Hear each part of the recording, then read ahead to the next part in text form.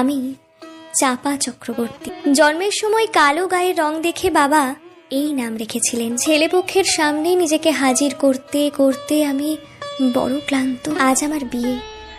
37-এ এসে অবশেষে একখানা বর জুটোতে পারলাম। যদিও তাদের দাবি একটু বেশি, 10 ভরি সোনা আর নগদ 50,000 টাকা। আমায় সাজানো শেষ। লাল বেনারসি আর চন্দন, কালো চামড়ার ওপর সাদা চন্দনটা ভারী চোখে পড়ছে। ঠোঁটের লাল রংটাও কেমন বেমানান ঠেকছে। বিয়েটা আর হলো না শেষ পর্যন্ত। পণের টাকা গয়না কিছুই জোগাড় হয়নি। বড় বৌদি বলে দিয়েছে মাকে কাল সকালেই আমায় নিয়ে কাশি চলে যেতে। কিন্তু আমার বৃদ্ধ মা এই বয়সে আমায় নিয়ে কোথায় যাবেন?